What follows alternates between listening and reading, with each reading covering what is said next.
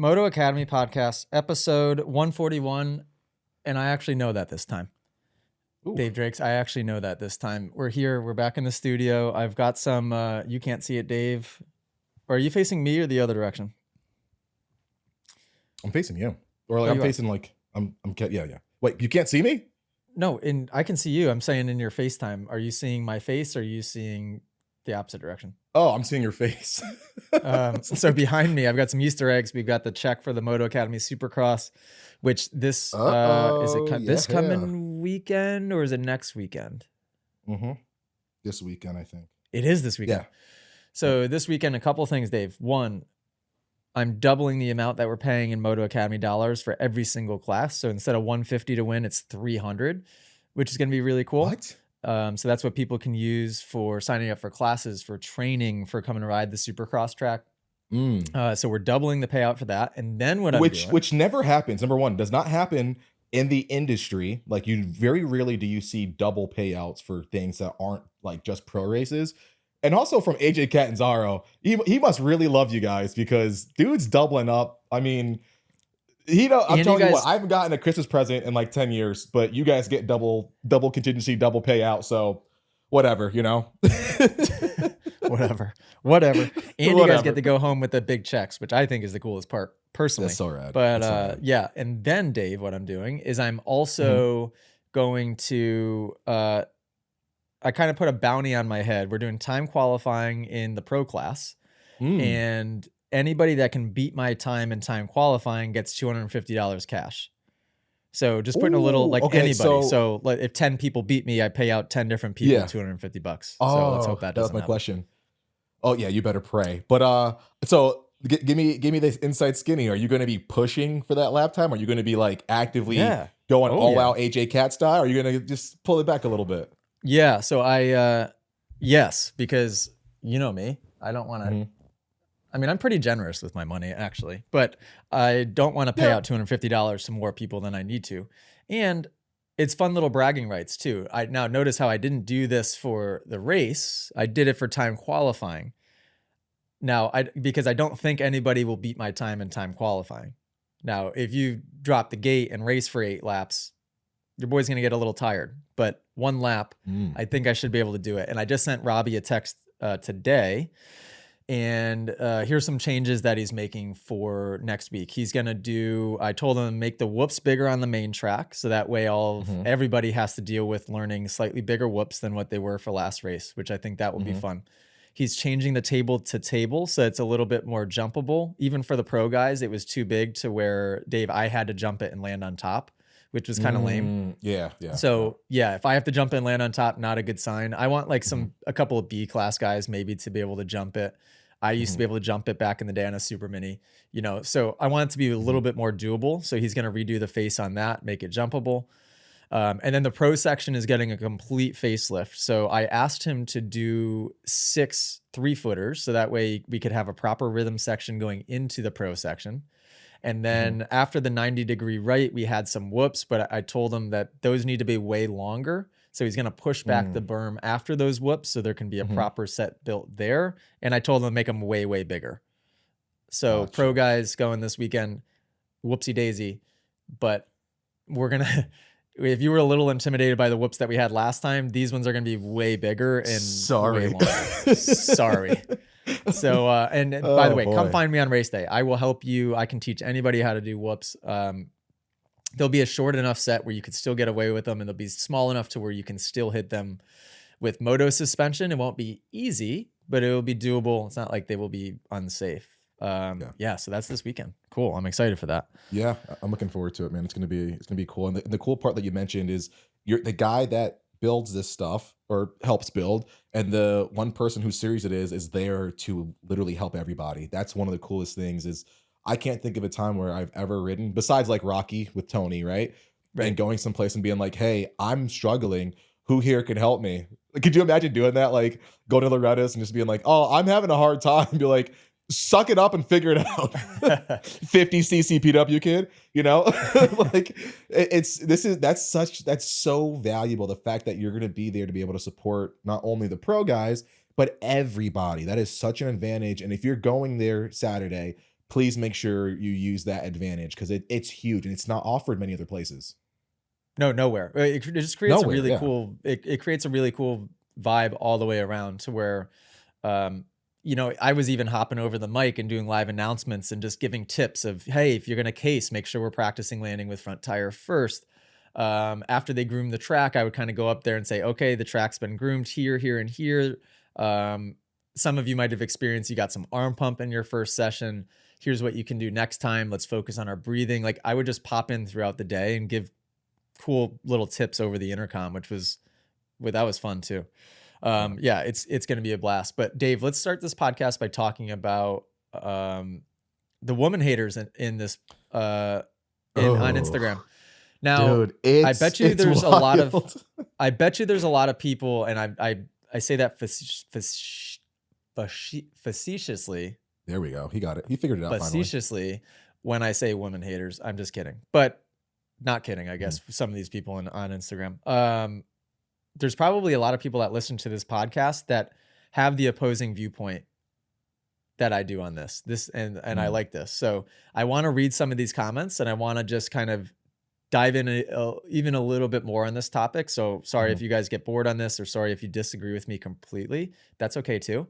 But it's the ability. What is the ability? Where is the ceiling on where a woman athlete in the sport of Supercross or Moto, but I was talking and referring to Supercross specifically. What's their ceiling? How good can they do? And my argument, and your argument too, Dave, I guess, is that I think that they're capable of riding at the highest level in Supercross.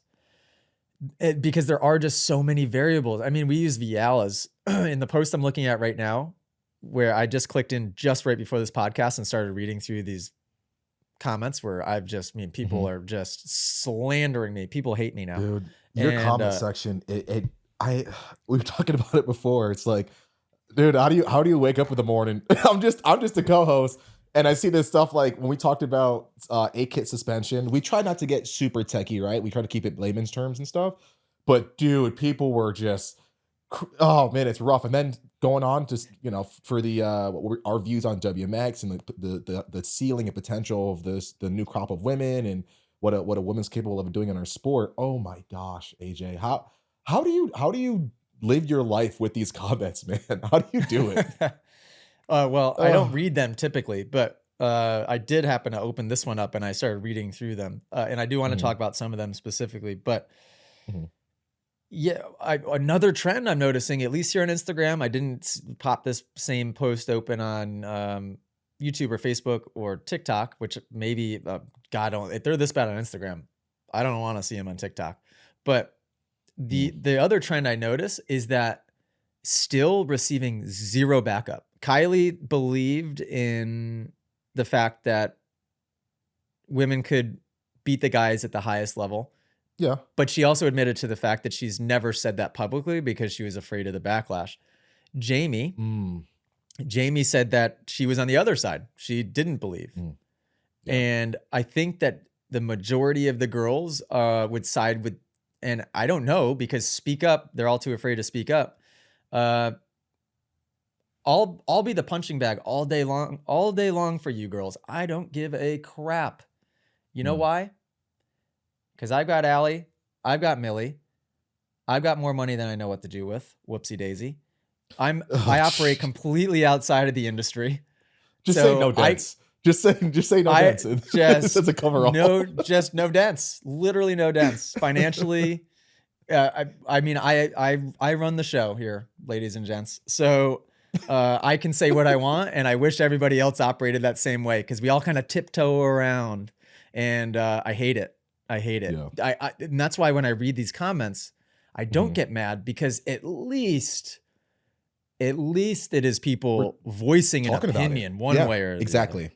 Yeah, exactly. Yeah, and I support that. Believe it or not, and I think we have really good evidence. The fact that we look at riders, men today, that we know, we personally know women who are stronger, have more endurance, and that have talent on a motorcycle. Like we know these people exist. We're friends with them. I think we've got good evidence. Plus the fact that I keep saying it, we grew up racing with fast women. So this is not a weird concept of men getting beat by fast women. Not a weird concept. It's happened a lot in my career, probably less than yours. You won majority of your races, which pisses me off. But but you know, it's like we have like some evidence to back up that this could happen. I mean, it just hasn't happened yet, and we sound like actual recordings week in and week out. It just has not happened yet. I guarantee you, at some point, people thought, "Oh, you'll never see a black dude win a motocross race. They just don't do this sport." Until you see freaking James Stewart, and now everybody is like, anyone can do anything. Like, this is the next thing. We are going to see a fast woman come up in the ranks, and she's probably already born, probably already training, that is going to come in and ride with one of the guys and make it not a thing. There's just going to be like yeah, there's fast men, there's fast women, there's fast riders of all demos, backgrounds, whatever. It just hasn't happened yet. So I stand And I behind guess, that. And I also I yeah, want a world where my daughter can say like, "Oh, I have no ceiling. I can 100% go and achieve anything that I want." Why would I not want my kid to grow up in a world or an industry where she sees unlimited potential? We all want that for our kids, right? You want that for Millie. So yeah, I don't see why that's a bad thing that we're even saying it. You know what I mean? Dave, boom, that's it right there. That is the argument right there. That's the only reason why I make an argument, is Yeah. because I believe in unlimited potential. Now, the Yes. argument that people would make to that is, no, no, no, you have to be a part of the real world and you have to be realistic. Both of those things, saying both of those things is bad advice and a bad way of thinking.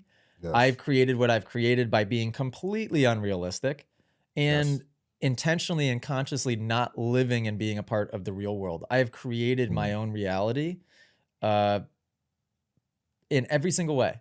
At the beginning, it was because I was not paying it. I just literally was living in my own world, more like a space cadet. And then when I started to learn and realize, oh, wow, I was actually, I wasn't consciously doing it, but I was doing the right things. I wasn't just conforming to this and doing this and being realistic with that. And I want Mm. Millie to be raised the same way. I want her to be creative. I want her to believe that anything is possible. And it's not until Yes. something happens and the ceiling is raised as a society, or something happens in the world and somebody accomplishes it for the first time, like the 4 minute mile, right? Mhm. Is a good analogy. Then people are like, oh, all right, it is possible. So that's the only reason I get passionate about this argument, is just like Yeah. the sub the argument against it is like, no, they can't. All right, well, why? And all the whys I can kind of debunk to some extent. And Mm. there's also just there's so many variables when it comes to racing Yes. supercross. Yeah. Is a guy stronger than a girl? If you lined up 1,000 guys and 1,000 girls, yes, the guy is stronger than the girl. But that's not what we're doing here in supercross. Like, like, you don't have the 1,000 strongest guys versus the 1,000 strongest girls. Mm. You have corner speed, you have jumping ability, you have You have technical ability on technique. the bike, Yes. you have just the ability to be able to be situationally aware and read R situations. You do have a Race strength factor. acumen. Yeah, exact I mean, race there are intelligence. so many things that go into it. Mhm. And yeah, maybe if you fast forward 40 more years into the sports progression, where we are at a crazy, crazy high level and we're really, really working with the best of the best of the best of the best, then maybe it becomes more and more unfair for the women, because then maybe it becomes more of a physical thing. But Mm. I watch, no offense to the guys that are out there now, I watch the 250 class now, and I see nothing but opportunity. Mm. There, look at Deegan. Deegan's dominating, Yeah. and put Deegan in a t-shirt and shorts and put him in the gym, and he's not going to be stupidly impressive. I wouldn't guess. He's probably got good cardio, Mhm. right? But do you think Deegan is crazy strong? I mean, I would guess not. And No, how I tall is would. he?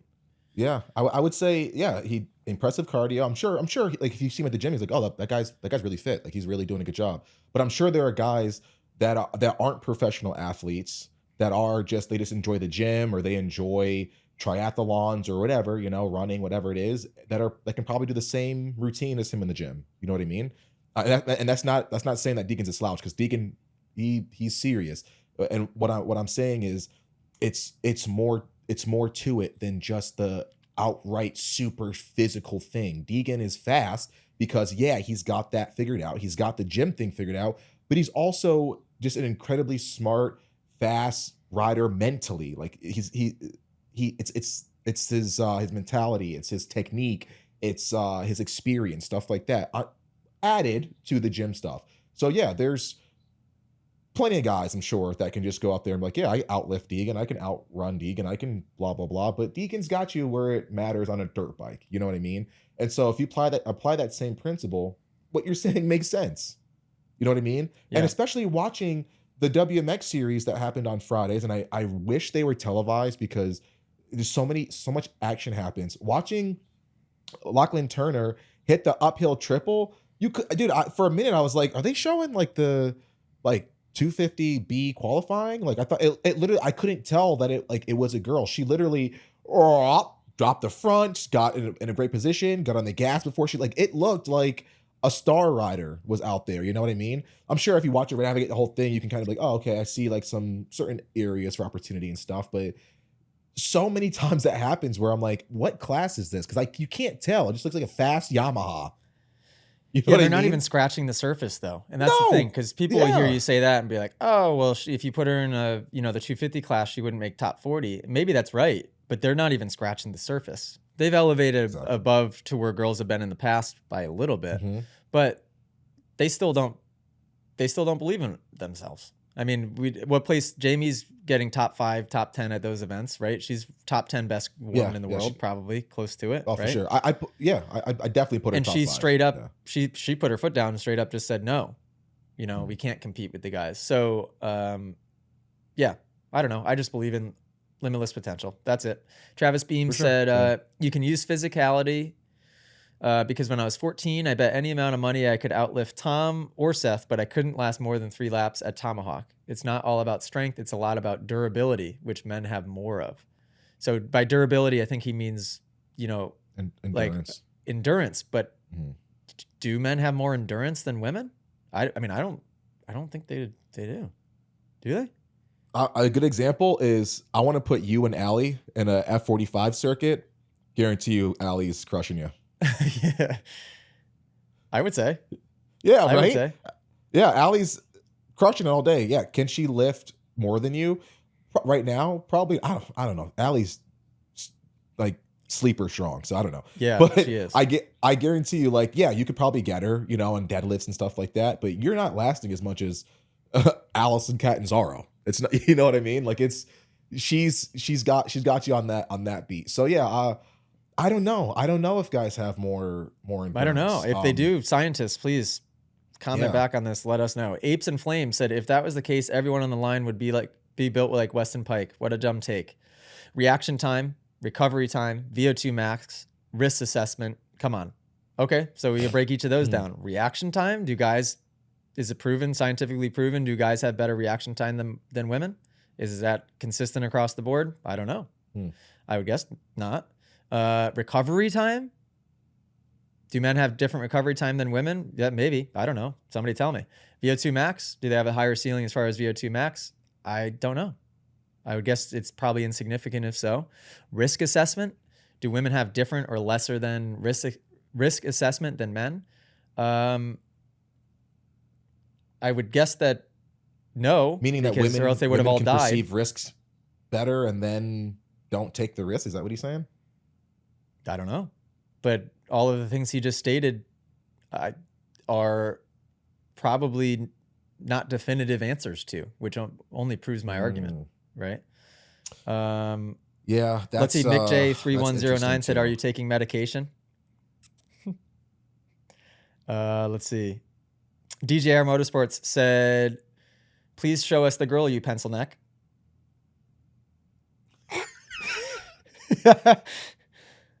These 250 guys are studs. They would destroy you and wait. You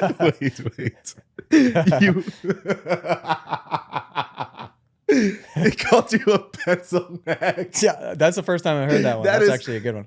Dude, it's such a harmless but hilarious but also impactful. Dude, we got to send that guy a t-shirt or something. And he goes, get serious. And most of these people are following me too. Get serious. Buscat Brad said, you talking gibberish now. It would never happen. Fifth Gear Bill said, this is the same guy teaching 5 foot tall women to ride in the attack position.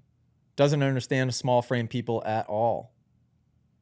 Okay, well, what position do they ride in? Hang off the back of the bike then when you're 5 foot tall. Good luck with that, Fifth Gear Bill. Yeah, what position are we supposed to be? Yep, I don't know, Fifth Gear Bill. Let me know if you're shorter. The attack position all of a sudden doesn't work for you. Harley Bruce said, there's a reason you don't see a woman racing motocross or Formula One. They aren't fast enough. Simple. Stopwatch doesn't lie.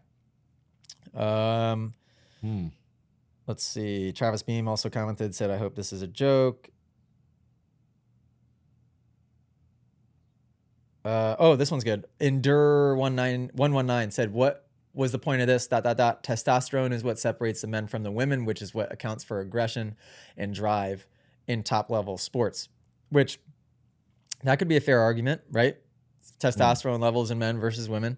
But my argument there, my counter argument to that would be, I don't think it requires aggression to win races necessarily. Not I think you that just kind, not like visceral of like rage aggression, like aggression with like pace and hustle towards something. Sure. Yeah. But yeah, I don't think you have to be frothing at the mouth to be fast on a dirt bike. You know? Brady Daddy 17 said, dumbest argument I've ever heard. Just lost all respect for this dude. Bowing to the woke crowd. People think I'm bowing to the woke crowd now. Let's see. Jeez, dude. Why do people like? I wish people never found that from the Black community that we say woke, because like, dude, everyone uses it as like, oh, you think so and so? Oh, you're trying to be woke, and it's like, dude, stop. That's not what that means, dude. That's not what it is, dude. What is it actually?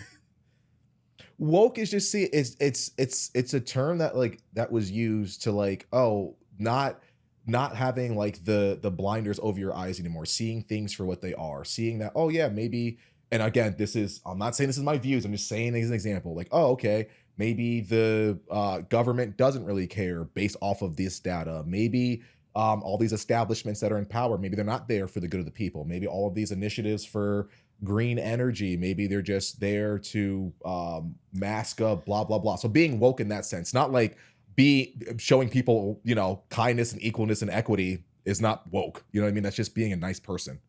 You know what I mean? Like, I don't get it. I don't get it. Well, I guess, by that definition of what you just said about, it's thinking differently, you know? Yeah, or I mean, just waking up and not and like not being like in a stupor or sleep or having the blinders put over your eyes anymore. You know what I mean? Which is I really don't understand how like I'm woke then. Like oh yeah, he's being really friendly and like saying, oh I'm yeah, stupid woke with also do this thing. Come at me. I'm woke with it. What are you gonna do about it? It's crazy to me, man. It's so crazy. Clint Edwards said, I started following him to learn technique stuff, but he's quickly becoming a joke with some of his input on things that are so far off, makes me question how much he really knows or how he thinks he is even remotely right. The closed-mindedness of people is, it's a little scary. I respect the fact that they try to take a stance and have an opinion, but definitely bit closed-minded. What the F is the point? You can be a badass female Marine, but doesn't mean you can ride, let alone race a dirt bike. Huh? Okay, so... Well, yeah, because you're focused on being a Marine. Like, yeah, you know what I mean? Yeah. Well, I mean, also... people are going to have their views. Arnie said, how much money are you getting paid to say this garbage? It's starting to look pretty obvious. From who? What's the agenda? What's to gain? What's my motive here? Yeah, what's the woke agenda in motocross? AJ, please. Gosh darn it, Arnie. What's the woke agenda that you're benefiting from by saying this? Where's it gonna come from? I don't understand, dude. Big woke Moto was paying AJ. Yeah, I just yep. Bottom line for all the people that don't like when I say a woman can perform at the highest level eventually in the future, and it probably definitely will happen. It is simply again because I believe in limitless potential. And who the heck are you to tell me what is possible in the future and what isn't possible in the future? And who gave you that authority? And how are you so sure if Right. the future hasn't happened yet? So start thinking that way in your own life, ladies and gentlemen, and maybe you'd enjoy your life a little bit more. I agree. You know, people think Those everything's comments impossible. My life's great because I can do anything that I want. And you can call that, people can try to say that that's arrogance, and it's not. It's not at all. It's actually the exact opposite. I believe in myself because I believe in others. Because I understand freaking science, people. I'm pissed off today, Dave Drakes. What else? I can tell. Let's see. I can tell. Oh, Let's see. Now that I'm pissed off, let's talk about Hangtown. Let's talk about Hangtown. I'm going to tell you how pissed I am about Hangtown, Dave. I love this. Also, hey, you want to know what I'm not pissed about? What's that? Our downloads for our podcast are way up. Really? Way up. They doubled again. So I don't know what's going on. I don't know where we've caught traction like a few weeks ago. It doubled, and then our view we doubled again. So wow. Yeah, it must be all the hate all the flack we're catching for the female stuff, but either that or Jamie's just hitting record and repeat, and wait, Dave, hang on one second. I'm gonna be right back. Watch this. No, you're good. You're good.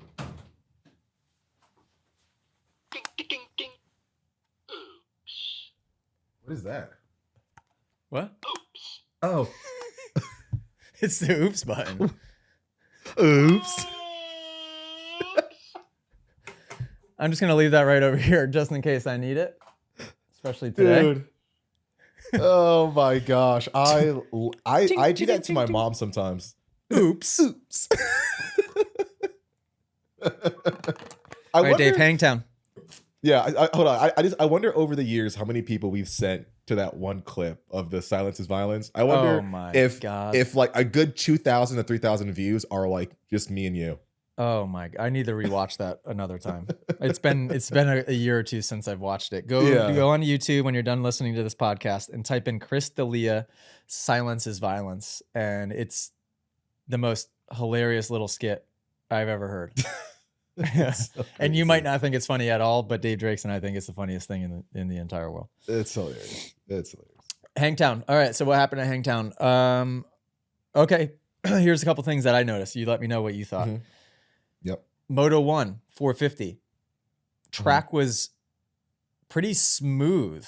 That was the first thing when I turned the TV on. I started watching. I think 250s were the first moto, and I was like, "Whoa, track's really smooth. Like, why did they groom every single section on this thing? Way too high speed, way too smooth." And then where they did kind of groom it, they didn't till it deep. They just sort of like dozer bladed it flat. It looked like. So then 450s get out there for their first moto, and right away I go, "Oh, this isn't going to work for Jet's riding style, 1, and 2, for the way that Jet's bike is set up, because you have to charge and pound through these braking bumps because they were just small and there was a lot of them. And you can't do the old Jet hop and bounce and skip through them." Yeah. And I think he, Jet pushed for like the first 8 minutes. And then after that, and you could tell because the camera was on him a lot in those 8 minutes, and his bike was skipping and dancing all over the place. It looked like too stiff, and it was just deflecting off of everything. And then he just called it. You could tell he was like, "Nope, I'm good. I'm just going to stay here." Where a Tomac, the way that he rides, and Plessinger, the way that he rides, that was a perfect track in that Moto 1 for those guys. Yeah. So I think what you're saying is Jet's bike is set up to almost treat a lot of like the rough braking bumps as like mini jumps. So he sets his bike up to like kind of ramp off of these bumps and keep it more like that. So yeah, he would have a stiffer setup to allow for that like preload hop and stuff like that. So when you don't have that setup and you have to just charge through braking bumps, probably felt like he was riding a jackhammer for a little while. It looked like it.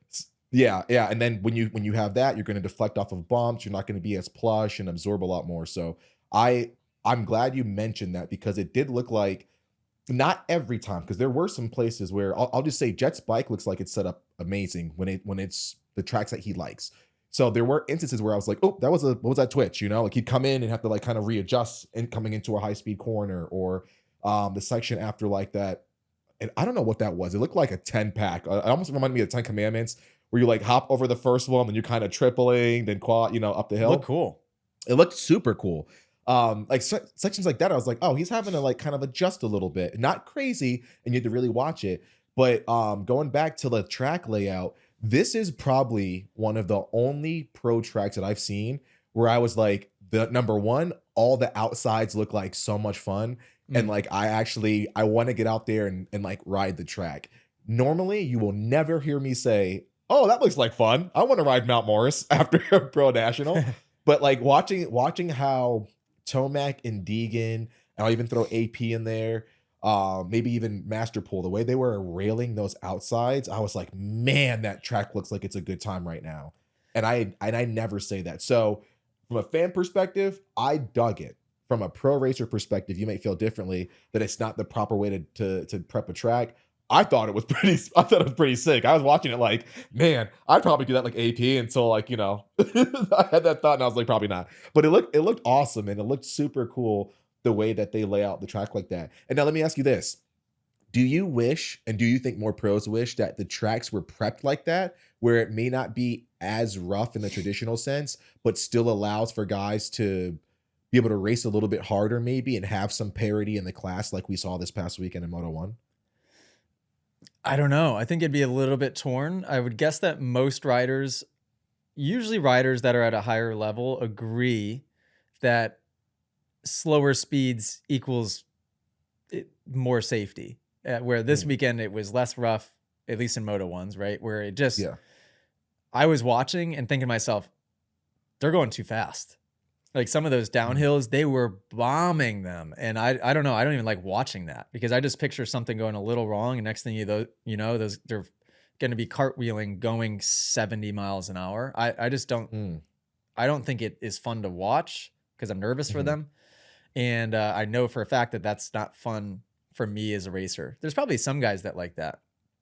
I mhm, think generally speaking, at the highest level, guys like it gnarly and rough and rutted.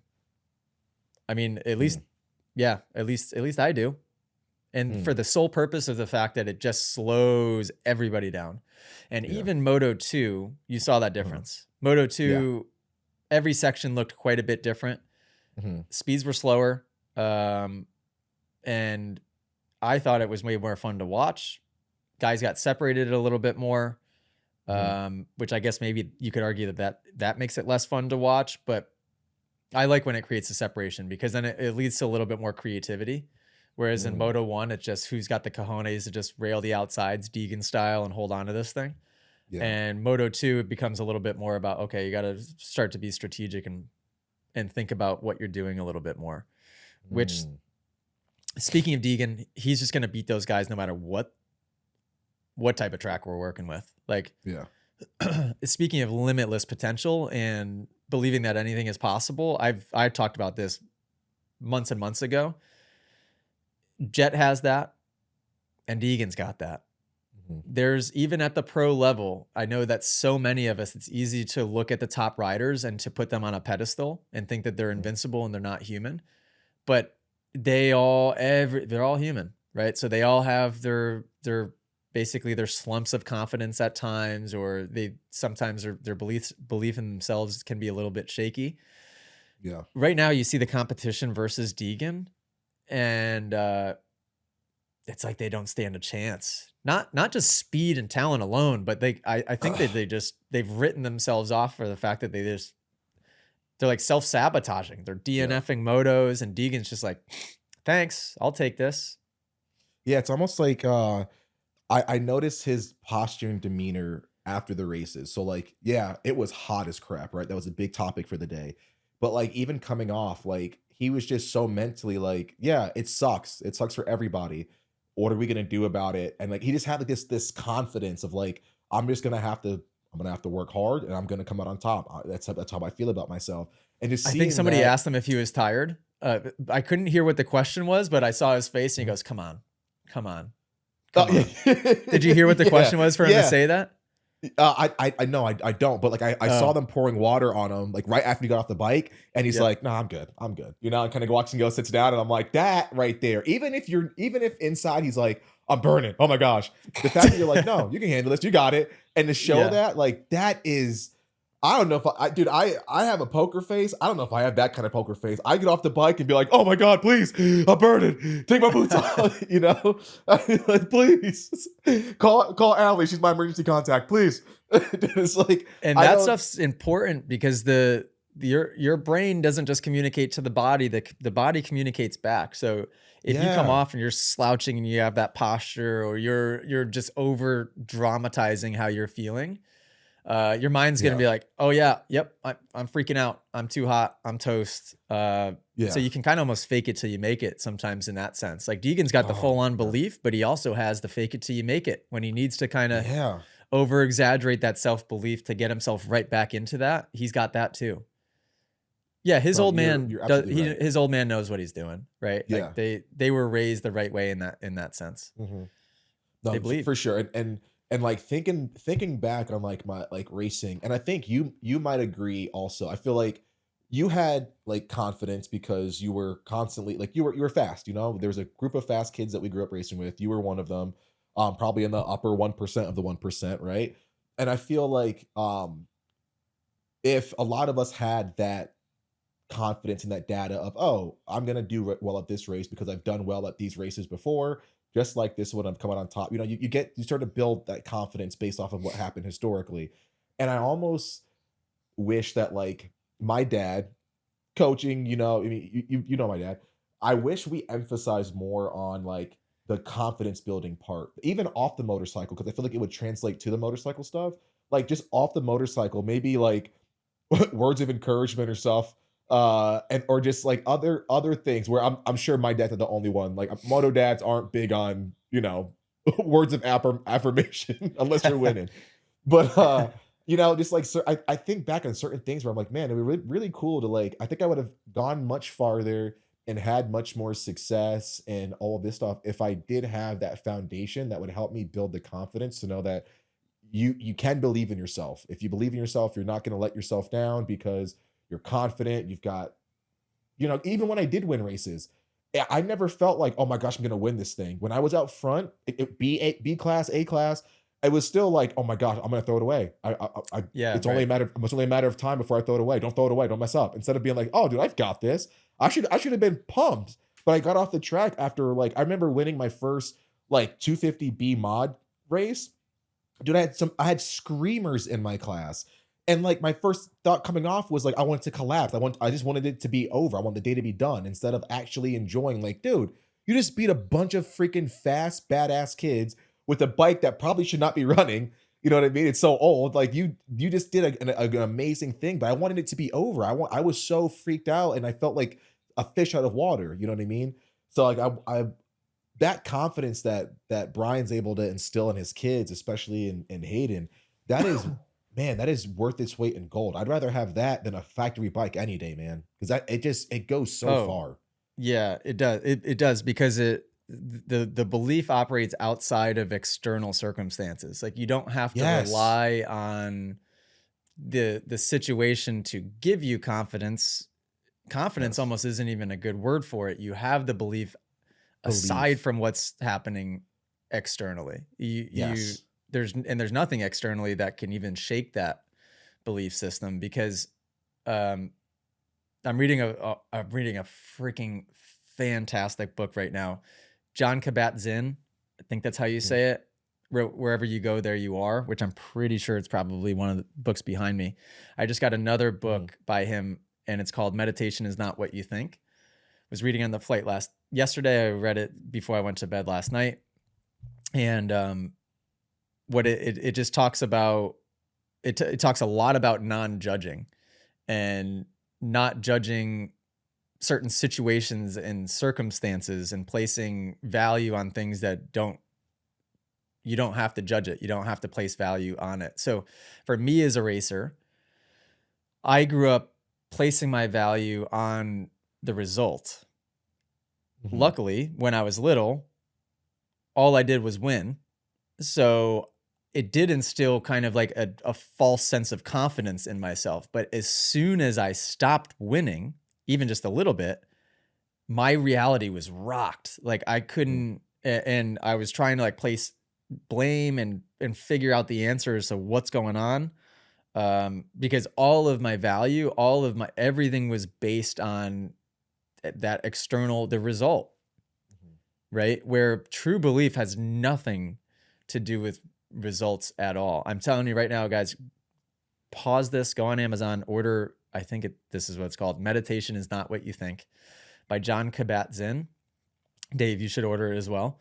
He Mhm. just words things so beautifully and so simply, and there's so many good practices in there on ways to basically break down the conditioned mind. Everything that you do 95% of your day and anybody's day Mhm. is our conditioned automatic subconscious behaviors. And I've talked about this before, and a lot of the different books that I've read and people I've studied say this in different ways. The mission really is to be aware and to try to break the chain of that subconscious conditioned responses to things. And the better and better and better you get at that, the more present you can be in moments and the more belief you can have because you're just concerned with right here, right now. You're not worried about what might happen in the future, or you're not concerned about what other people think because you're not worried about the past. That's where like when I get on here and I say I'll be the punching bag and I'll say whatever the heck I want. It's not because Mhm. I'm conceited or I'm arrogant or I don't care about other people. It's because I have a decent understanding of we're all here trying to figure it out and nobody knows what they're doing. Mhm. Nobody knows what this world consists of. Even the smartest person in the world is really just they're all theories. There isn't a scientific fact, it's scientific theories. And we're all just trying to figure it out. That's really it. Where was I going with that, Dave? Don't No. know. Dirt bikes. Dirt bikes. Oops. Deegan railing outsides. Deegan went 1-1. Hangtown, what else? Jet was smart, even set on the podium, settled for the Yep. third, still got the overall. Where was Crazy. Sexton? Dude, out with that neutral grab and then hurting his shoulder. That's such a weird thing to me because I can't think of a time, and correct me if I'm wrong. I know it happened in previously, but and I hope I don't sound like an old head who's like back in our day. But dude, could you imagine somebody in Sexton's position where you just barely lost the Supercross title and you're like a notable favorite to win this outdoor title, going up against Jet, who people thought would be kind of behind the eight ball initially for at least for the first half because of his knee injury, but like who knew he would come out swinging so fast. But people were like, dude, Sexton's gonna have a fire in his belly. He's gonna come out and he's gonna start battling Jet one for one every moto, and then to like sit out around, I whether you're hurt or not, and I would sit out if I was if I was Sexton. But I'm just thinking back to like 2005, 4, 3, 2006, 2007, where like I don't think any of the top guys they would have freaking duct taped and plastered their shoulder together and been like, I am not. I'd rather get 15th than nothing. You know what I mean? Where Yeah, do we like know? Do we know what he hurt? Was there any press release I or I anything think like they were that? saying I think they were saying his shoulder. I think they said his shoulder was messed up, and he nothing's broken, but he's banged up enough to where he wants to sit out and come out swinging for when he does come back. I think it's round 3 or 4, Gosh. they said, which Yeah, so you sucks. just give up on the title, I guess, at that That point? I mean, exactly. So like yeah. the relinquishing of not only points in that second moto, but also a full event weekend. That is such a massive blow that I don't think a lot of racers will be willing to take in their career at any point, whether you're a rookie or you're in your prime, which I'd say Sexton is probably there. You wonder I if can't that's think lack of of belief, I right? don't know. I don't know. Like it'd be something to definitely talk about. But can you think of a time when riders have been like that in their prime and they've said, I'm gonna sit out not only Moto 2, but also the following weekend without any broken bones or anything like that? Well, in some like when Jet hurt himself at Hangtown last year, right? Didn't he stop his season and he probably could have rode the rest of that season and probably still competed or been darn close to winning that title, but he That's made the decision of like, instead I'm gonna I don't know if he got surgery. I'm gonna rest up, I'm gonna heal up, I'm gonna come back and yeah, that way I can get a head start on Supercross. There's something to be said for that mentality. yeah, But mhm. yeah, yeah, especially the circumstance of coming off just missing the Supercross title. Um, Yes. you would yeah, to me that almost kind of feels like you can have it, you know? Right? Yeah, yeah, a little bit, and I feel like Jet's thing, like, he, like, had, like, a torn something in his like, there's something that actually to repair, you know? Where, um, I I feel like for Sexton, because he came out and said, like, "Oh, nothing's broken, nothing's torn, just kinda sore, and I wanna come back and be ready for it." Like, I get it, and Oh, so he did I'm say not in that that. So nothing position. broken, nothing torn. From what I understand, Yeah. now I'm Mm. sure people in the comments are getting ready to chew me up, but from what I understand, nothing's broken, nothing needs to be repaired. So, like, from that perspective, I'm like, "Oh, dude, like, you know, I don't think Reed or Stu or Ricky, dude, they'd gnaw their arm off and ride one-armed if it came down to, like, not trying to lose points, right? And I like watching Sexton ride. I'm not saying anything either way, but it's just it's weird to see that. It is Um it's interesting. Yeah, it yeah, definitely is interesting. it's for sure. I mentioned Deegan hitting the outsides.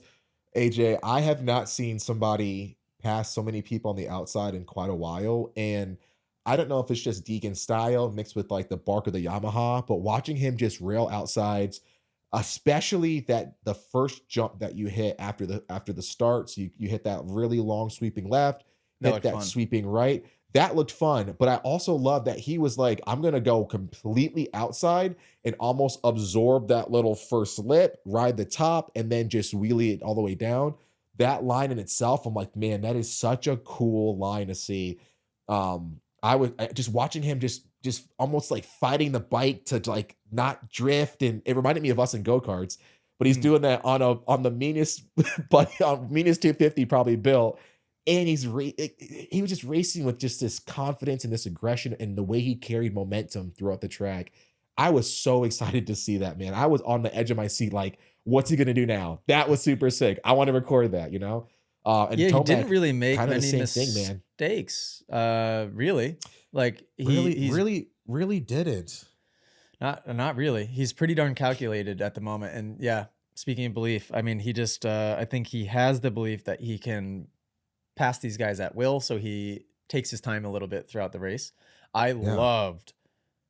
loved that moto too. It gave me flashbacks of watching Wyndham and Pastrana and Supercross like pointing at each other over the jumps, Oh, and shout yeah. out Yep. shout out to Lance Kobush because that's how you fist bump or whatever he did when he got the whole shot going up the hill. Yeah. Love Yep. that.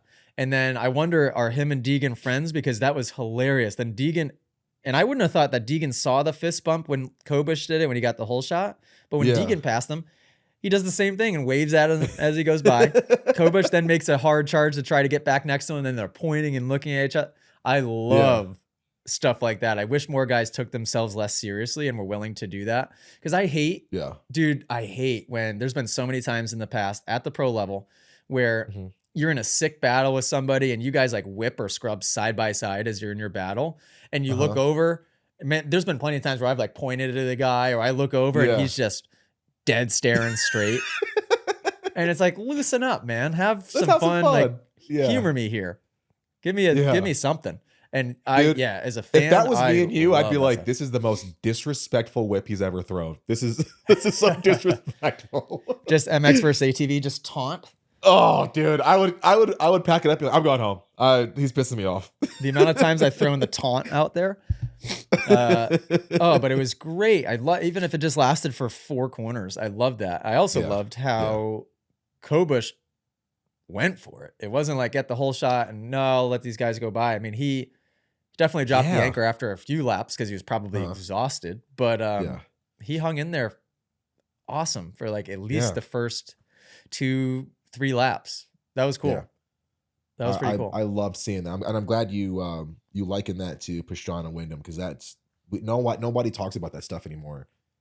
Yeah, we need So more of that. And thank you, Deegan, yes, for, I mean, especially, usually what you would get in that situation where you kind of had the guy at the top versus a privateer dude, he's disrespecting him as he's passing him in the way that, Oh like, yeah, in a yeah. way that he's going to pretend he's going to put his blinders on and pretend like I didn't even see you when I went by you. But Deegan Yeah. was like playing right into This that. is Didn't cool. matter who Yeah. that guy was, you know? Yes. Yes. That's cool. I Yeah. love that. I hope Yeah, to see that's more of super that. cool. Anything What else? else from Joshimoto is Jo riding good. AJ? What is this dude? Like, who is this guy? Because number one, A1, and now we're seeing dude going 2 for 2, looking super fast, beating all the guys that, you know, people would have ranked him maybe 3 or even 4 spots below. Sure, everyone knows, you know, Joe comes alive towards the end of the series. Has he Supercross gone and 2-2-2-2? Yes. Oh, has he? Okay. Wow. Yeah. And would you have said that he was going to do better than Hymus? You know, beginning of the season, I wouldn't have. So to see that is it's pretty cool. And I wish more people were talking about the progression that Joe's had just in the last don't 11, 10, 9 months, the way that he's been able to level himself up. He's going to be in the conversation for a lot of people now, I think, when it comes to not only speed, but endurance, where that was sort of a missing piece of the puzzle for him for a long time. Is, yeah, he can throw some fast qualifying times, but he can't equate that to fast times out on the race when it's, you know, lap 10, lap 15, lap 16. You know what I mean? So I hats off to Joshimoto. He looked awesome. Yeah, the announcers need to start calling him Joshimoto I because hope it so. just sounds better to me. Also, But yeah, he looks good. One other Yep. thing with Hangtown before we move on to a different topic here, you guys might have noticed the big monster jump there. I don't know if you want to call it a triple or whatever the heck it is, the giant floater one. If you guys go back and watch the race, and editors note, maybe Ethan or Cohen, if we're putting this on socials, you can align some footage here so people can see. There were a lot of guys that were choosing to land back tire first, and there's a lot of guys that were choosing to land front tire first. Reason being, and I want to explain this so people aren't confused, because I don't want them to think, oh, well, AJ said go front tire first always, no matter what. The reason for that is because they were coming down from super, super high up, and there wasn't much of a landing to that landing. Yes. Right. It was very, very Budds Creek gradual landing. It was almost like jumping to the flat a little bit, which is why in that situation, you can get the bike leveled out and land on the power and drop and land back tire first, depending on where you landed. Sometimes, I mean, there were braking bumps scattered all throughout it as well. So those guys had to be a little bit careful about how they pitched that bike. So if you're watching it, trying to wonder and figure out, okay, well, why front tire versus back tire? What's going on here? That's why. It's because it wasn't pitched as much. Had that landing been pitched, 5 degrees more even, everybody would have gone to front tire first, as you would when you're landing on a landing, right? It was just because it was flat. So I just want to give a little explanation there for people if they were confused. Yeah. Makes sense. So 2 things left over from our England conversation, Dave, if you want to humor me for talking about this. Please. So I think I started to talk about this a little bit last podcast, but we didn't go into detail. I rode a lot of old bikes. Yep. Right? I think I mentioned that at least. In riding the old bikes, I was also riding on a track that was very like Unadilla-esque, right? Rollers to Euro. nothing, hard pack, rocky, stony on top, kind of moon dust drifting type of, right? Like just old school. Yeah. So old school bike, old school style track. And what I realized was that I started to experiment. Okay, attack position standing up, exactly how I would teach now. And it works beautifully on the old bikes. Sitting position, exactly how I teach now, with that upright posture works extremely well. But I found myself flat tracking it more. So what I started to think about in my head is when I was flat tracking it, I was putting my inside foot out versus leaving the foot on. And it sort of got me thinking, okay, if you rewind to kind of the origin of the sport here and what the conditions, what people were riding and the bikes that they were riding on, I think it's less about the bikes they were riding on. I think it was more about the conditions they were riding in. So let's just put it that way. Old school, the conditions they were riding in, these guys were all putting their foot out. I think it stemmed more from the marbly, flat track, dusty, baked over type of conditions. And then that it just developed from that, because I wouldn't put my foot out straight.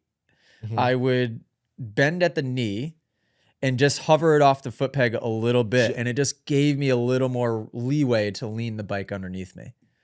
Gotcha. And describe that flat tracking a little bit too for people who may not be as familiar with sort of that technique, or how that translates differently to like what you would, what they would see you do on video. As soon as you get more of a deeper rut, the goal, you can still let the bike lean a little bit underneath you, but it's very, very, very subtle. You more so are sitting in the flat part of the seat and leaning with the bike. In conditions like this, where there was no rut at all, I'm sitting more with the crack of my butt on the corner of the seat. I'm really leaning that thing over under me quite a bit. Inside arm isn't full extension, but it's getting close. Outside arm is, at quite an angle. Like I'm at a proper acute angle with that outside arm. And I found it difficult to leave both feet on the pegs when I was leaning the bike in a flat track situation that much. So I just bent knee, foot off the peg just by maybe a foot or so, and less than that probably even. And it just allowed that bike a little bit more room to wiggle underneath me. And as I was experimenting and practicing that, I was able to go really fast on that bike, number one, but it made me realize why the sport maybe evolved the way that it did. And then as the track started to evolve into these deeper ruts, people just assume that the foot should still go out. And instead of doing the bent knee, they then start going straight leg and just raising it to go higher and up and out of the way. And now we're getting to the next evolution of that, which is no, just stand later into the turn and leave the feet on the pegs, and it's easier. So I guess let's talk about Hangtown quickly again. If you watch Hangtown, in anything that started to have a deep rut whatsoever, notice how Jet stands until the 50% mark in the corner or later. If you watch Fox Raceway, it was more rutted because a lot of the corners were deeper, tilled deeper. You'd watch Jet stand at least to the 50% mark, in some situations 80% of the way through. And then maybe he'd let the foot hang, kind of how I just described, at the very end, even though that's not necessary. But yeah, it just made me think of the evolution of it a little bit. And it was fun to stay out there for a while and experiment with it and see what worked better. Yeah. Because not many people get a chance to, number one, ride the bikes that you rode, which were whoever owned those bikes. Were those Al's bikes? So it was Alex. I think his username in the app is Alex Panda, and he's from. Oh, okay.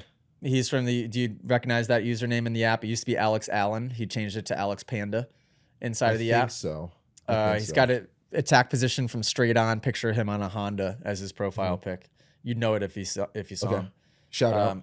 Shout out. Him and his father have a bunch of different bikes. They basically collect all of these old bikes. And then tour manager Al's brother, had the Twin Shock. And I don't know if in person or on the last podcast episode, I kept calling it an Evo. That one wasn't the Evo. It was just like basically a custom made Twin Shock of some sort. It was a 520 or a 540. I think it might've been a 540. Jeez. That's so rad. And that one was fun. That one I had to ride that one forever to figure out what the heck I was doing, because what was happening is I would have my toes in, but the way the shifter was designed in that bike, it would like swoop out. So with my toes in, I was hitting the very first part of the lever of the shift lever, not even close to where you were supposed to shift. I was hitting like the lever as it come out of the freaking motor. You know what I mean? And I didn't know that until I got off the bike and I looked around. I was like, what was my foot hitting that whole time? And sure enough, it was hitting that part of the lever, because every corner I would get to, I'd try to leave it in third gear, but I would downshift it to second by accident every single corner. I was like, just on your way back. Yeah. Gotcha. Shifting with the freaking oil filter. So the whole time I was riding out there, I was just like, and I'm just like shifting 5 times up and down per corner, trying to get the thing in the right gear. What is this? No, that's super cool. So going back to what I said, not many people get a chance to ride those kind of bikes, which is super cool, especially in that good of condition of restoration. So shout out to all those guys that had those bikes, really cool stuff. But like the type of tracks and just hearing the comparison of the bikes that were around when the sport started, the type of tracks, and seeing where we are now, where we have these ultra specific and ultra dialed in and refined rocket ships and these tracks that are deeply tilled, high speed, big jumps, big braking bumps, just to see that difference in how techniques vary over the ages. That's a really cool really cool opportunity and experience. You know what I mean? Especially for somebody that trains. I guarantee you, people would love to be able to hop on a bike from that era, a track from that era, and just keep doing like stair stepping. Like what were the '60s like, the '70s, the '80s, the you know what I mean, and keep going. That's a really cool, Yeah, because that day I really cool rode as opportunity. well new bikes, right? So I rode Yeah. a YZ125. It was probably a 2024 brand new YZ125, and I rode a Yep. 2023 Honda 450. Yeah. And I also rode a KTM, a newer KTM 252 stroke. Mm, And I liked the old bikes. I liked the 1989s and the older ones than that even yeah. more, just because they felt like they worked better on that style of That type track. of yes. Yeah. Yeah. Yeah. That's super Yep. cool. So that was cool. Yeah. Another thing from I love England, that that. same day, I got a chance to train Zane, who is one of, if not maybe the fastest 16-year-old in England. He's Mhm. one of the faster young teenagers in England. And we worked a few sections. And what was super interesting is I just saw the rough draft of the YouTube video that's going to come out from one of the private lesson videos that we did. Mhm. When we were in person, I didn't have a stopwatch. So I was going completely off the eye for this. But what we did is we worked a couple of corners. Mhm. And this first video that I saw was a left-hand sweeping turn. Editor's note, I guess you could pop in some of the footage from it. Zane, I said, all right, go hit 3 passes without me telling you anything. He hits the first 3 passes, and I think to myself, I'm like, well, what am I really going to tell this kid? That he Mm. just hit those so fast. What am I going to Yeah. tell him? And what I ended up telling him is that he needed to get off the rear brakes earlier, and he needs to stand up deeper. He was Mm. coming in and sitting down and jamming the brakes and stuffing it into the first part of the corner. So I said, all Mm. right, for these next 3, I want you, it's going to feel slow, but I want you to stand up deeper and get off the rear brake earlier. And as he did it, his dad and everybody standing there watching looked over to me and they go, that looked good, but that had to have been slower, right? And Mm. I go, I don't know. I mean, it looked slower to me, but I bet you would be surprised. So I told Ethan as we were filming, I go, okay, when you edit this, find a start point and an end point and time it on the footage. Mhm. So that way you could put the times up on the YouTube video. And it Mhm. turned out after we went through that whole progression, they were exactly the same speed wise. And it But looked a million miles an hour faster when he did it the yeah, way he wanted to do it. But he botched it. Every time it looked different. He blew out the that's it. rut. That's the Yeah. thing right there. And I will never forget when we were with was it Christian Craig at the Meadow Valley? Yeah. Yep. Remember that? I forget whatever year that was. I think I might have still even had my Yamaha back then. And you told me you're like, yeah, Dave, it's cool. You're coming down this hill way faster than everybody else. Like you're crushing it. You're yeah, super A class speed, great. But every single time you come down that hill, it's something different, and you're fighting the bike in a new way. And you were like, listen, yeah, you're gonna go fast. You're a fast dude, which you've never said it before ever. But the way that you're entering the corner from this downhill, you're gonna screw that up every single time. You're better off going slower and learning how to implement proper technique so that it's repeatable 9 times out of 10. And after that, I was like, that not only was humbling, but once I slowed it down and stuff, it made riding so much easier. Because like I remember my arms were getting fatigued, I was getting kicked all over the place, I was tired. But the way that you wanted me to do it essentially, coming in slower, eyeing up, proper technique, waiting the outside peg. I was like, man, that's I could do this 20 laps in a row, like before even breaking a sweat, and I'm gonna nail my target every single time. Whereas a couple times I almost hit Christian. So like hearing that, it was so counterintuitive. And I'm sure for a 16-year-old kid, hearing that, it's like, what are you talking about, dude? I'm coming in way fast. This feels incredibly slow. I'm gonna get past. But to understand that not only it might be a fraction slower, but you have more control. You've got more opportunity to for longevity because you're not tiring yourself out, and it's remarkably repeatable. Those are things that if I'll brag for you. It makes such an incredible difference at the end of your moto. I guarantee you, you will love your finishing position during that moto way more than you would have if you would have just kept doing it your own way. Well, and you'll enjoy the experience more because you're not hanging on for dear life. It was just, Yes. this was the best proof yet, actually, in real time of working with a fast young rider Mhm. on a section where it was like the proof was right there. To the eye, I couldn't tell. To the eye, it looked. If you would have put a gun to my head and said, AJ, which one was faster? I would have said, I mean, I don't know. The way I taught him looked better, but maybe the way he was doing it before was faster. If to Yeah. the eye, maybe it was. And yeah, by the time Ethan put the times on it, to the hundredth of a second, it was exactly the same. And bear in mind, Wow. this was the first time he's learning to ride this way as well. So this is his foundation. This is his base. He's only going to be able to get better at riding with that style. And the two changes were simple. It was off the rear brake earlier and stand up deeper. So remember that, those listening. Off the rear brake earlier, stand up deeper.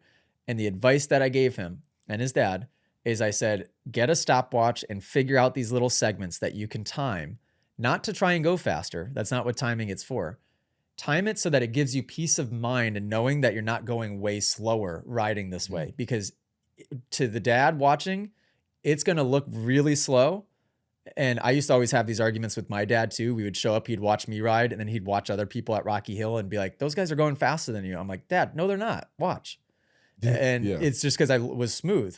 And I told Zane, being the rider in the helmet, being out there, it's going to feel slower.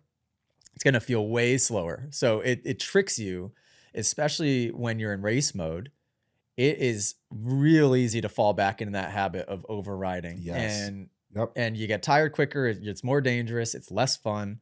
You can't be consistent. Yeah, that's why I'm passionate about teaching the way that I do, because it freaking works. And when you guys watch this video on YouTube, it's amazing to watch Zane do it in real time. He goes from looking lightning fast to being able to actually, I didn't even tell him to keep his feet on the pegs, by the way. All I said was off the rear brake earlier and stand up deeper. And what he started to do is he started to leave the feet on the pegs because it was that easy for him once he started riding that way. And I was like, man, just chef's kiss, like a beautiful, that's exactly. And I was so happy when I saw the times on the screen after the fact that they were the same. I'm like, man, yes. Okay. There's just reassurance. Okay. This is right. I'm doing the right. Cause sometimes I love that. There's so many people that combat my advice. And because it does, it just, to the eye, it just looks slower. And so it's tough to stick to it, but it was super cool. So yeah, just wanted to talk on that for England for a second, because I was pretty pumped on that when I saw the video come out from it. I love that. Dave, do you have 15 more minutes? Oh yeah, dude, I got plenty. Okay. Also, not to talk more about myself here, but we just had Fast Farms Tennessee class yesterday or 2 days ago. Oh yeah, I want to hear about that one. Dude, first of all, we are going to cancel it because the weather looked horrendous. And typically I err on the side of caution when it comes to that, because I don't want to get 30, 40 people together trying to learn in an environment and just have it be so sloppy that we're just trying to stay upright, you know? Yeah. But I looked at the weather and I'm like, all right, well, Tennessee this time of year, or any time of year for that matter, really humid. Maybe it's just thunderstorms. Maybe it's just like, maybe we'll get lucky. So we decided to stick with it and couldn't have got more lucky. I mean, the weather was perfect the entire day, and all day at class, like you'd see these dark rain clouds roll in, and then they would just go right around the corner of the track. And the track owner goes, I went to leave to go get lunch halfway through the day. And he goes, as soon as I left the track, it was downpouring, but it just perfectly missed the track. Yeah. So it was perfect. There were so many, I thought in England, there was a vibe of just like the community feel, right? Yeah. Something has changed. Unless we've just had a few classes in a row that's felt this way. It's now, it feels more like a community than it ever has. There were more Moto Academy logos than I've ever seen at a class. We had the Phoenix Moto Academy handlebar crossbar pad on like 5 or 6 of the bikes. I saw people with the Moto Academy logo and their shroud on their graphics, probably like 8 to 10 people. We had Dawson 401 there with a custom painted Moto Academy helmet. So it was my first time seeing that in person, other than my own. So what'd you think? What'd you think? Oh, I think I like the blue more than the pro version. Same. I was just gonna Yeah. say, like, I honestly, the blue one, like the cage looks great, but the blue one, just the way that it has like almost like a gradient to it, I'm all in for that one. It looks so Yep. good. It does. It goes from the darker blue to kind of like the lighter with the white kind of mixed in, and it looks, Yes. especially on the A Stars helmet, I think is the best Oh, looking helmet. Um, it's sick. it just looks sick. And Dawson 401 has a huge Moto Academy logo on the back of his jersey too, so that Mhm. was cool. We had Yeah. Gio there, who was the last trip winner. Gio just bought Nice. one of the Starks that I had, so it got delivered midnight the night before class. So he shows up and he's on the Stark, the Chrome Stark with the 330. So Oh, he rode wow. that all day. Yeah. Um, we had yeah, so Dawson 401 was there, other OGs. We had Geo there. We had Mark Leatherman was there. Really? Dude, YZ so slow. I mean, Mark we had so shows many up. OGs. That's phenomenal. I love the fact that all the OGs are starting to come out. Mark pisses me off sometimes because, dude, he's such a great dude and we love having him around, but he never tells you when he's going to show up. You'll just Right. be like sitting there and he'll just be like, "Oh, hey, what's up?" And it's like, "Whoa, dude, what are you doing here?" You know? You're And you're right. like, "Why didn't you tell me?" You're just like, "Oh, Yeah. I don't know. I just, you know." So yeah, it's so funny, but yeah, again, and I'm going to sound like a broken record. The community is the best part of TMA. You're getting to learn how to ride safer and better, and you're enjoying your ride more. But the community aspect inside and outside the app is real. It's so great, and you're not going to go anywhere else to have a whole community that is supporting you, Joe Blow, average person who falls over in corners just like me. You have a whole community who's rooting for you and is excited to see you there and excited for your progression. That goes so freaking far. You know what I mean? It's just it's great. It was such a good day. Beta Yeah. Believe was there. Anthony Crunk, so little man who just got off a Stasic onto an E50. It was Oh, his okay. first Moto Academy class. He killed it. He was just standing up the whole time. Um, yeah, it was just such a good group. There was a Mhm. KDX, there was an older guy there on a KDX 200. He killed it. No Um, way. we and what was funny, so you had basically a class full of like OGs. And then there was a kid, number 44 on a KTM. Shout out if you're listening to Mhm. this. Was the one at class that was just wanting to twist that throttle, just wanting to basically, he just wanted to ride, just wanted to go Mhm. fast, just wants to go fast. And he told somebody else throughout the day, he didn't say this to me, but he said, "Oh, you know, I don't usually focus on training because you just get faster by just racing a lot." And so it was like Mhm. that type of mentality, right? And then Mm. he came up to me at the end of the class and was asking about, like the Cole Davies Jordan Smith situation. And he Mhm. thought it was all Cole Davies' fault, right? And then Mhm. he was saying something about, he's like Deegan's biggest fan, right? He's like a huge Deegan fan. So kind Gotcha. of makes sense for like that aggressive personality, just want to race, pass people, Mhm. you know, throw whips, rev the bike, that type of thing. So Yeah. I thought it was awesome because he showed up, you know, so we're even attracting that type of person that Yeah. is maybe at the beginning stages of being open-minded to the idea of this training might help in some way, shape, or form. Um, Yeah. because getting the community there, that's one thing, right? They're all very much, you know, same ways of thinking to some extent, same goals. This kid, you could tell, like very different goals coming into that day, very different Mhm. idea on how he would improve coming into that day. But Yeah. they showed up. He stuck with it all day long. Mhm. And yeah, at the end of the day, I put my hand on his shoulder and I just go, slow down. Yeah. Just slow. If you remember anything from today, the best advice I can give you, and it sounds crazy, is slow down. Slow down. Keep reminding yourself, slow down. I said, how old are you? I think he said, maybe he said 16 or 18 years old. Mhm. I go, doesn't matter how fast you are right now. Take your time. Keep going slow. You could go pro in 5 years if you want. Like, slow down. Yeah. And I could tell like he was a bit flustered even when I gave him that advice, but Mhm. just trying to plant that seed, just planting that seed, Dave. Mhm. Yeah, you would have loved it. You would have loved it. It was an Mm. epic day. Yeah, I love classes like that where it's just everybody's having a good time, everybody's like embracing each other, and like not only are they like making strides, but they're listening to the advice because it's hard. It's hard for me. I've been hearing this stuff from you forever. I still go to the track and I have to go, oh, David, freaking feet, elbows, eyes. You know, I still have to go, oh crap, slow down. Like you just made like 8 foot dabs, in like a 2-foot corner. You know what I mean? Like relax, you know? It's difficult, especially for kids that are maybe even have speed or they're just excited to ride. It's hard for them to actually slow down, you know? Yeah, it's habit forming, so it just takes a lot of patience to be Yes. able to drill those new habits in. Coach Ty Yes. was there. Coach Ty killed it. So we've been Oh, having a great. lot of classes with double coaches, which gives it a cool vibe as Yep. well because it makes it feel more like an event where people are bouncing back and forth between the trainers throughout the day, which is Yeah. really fun. He's starting to fire on all syllables too, which is cool. Yes, Um, hearing the professionalism that he's speaking with in some of those videos, I was like, "Okay, Ty, okay, Mr. yeah, Levis here, we're feeling we're sounding like a seasoned vet now, man." It's really cool. I will and say, he's the Mitchell videos though, I'm like, dude, mwah, that Mitchell is I could see him being what like a baker's factory is. The way that he has just that calm confidence and the way that he's translating what he's trying to say and illustrate it for people and how it's so well received and he's so good at that.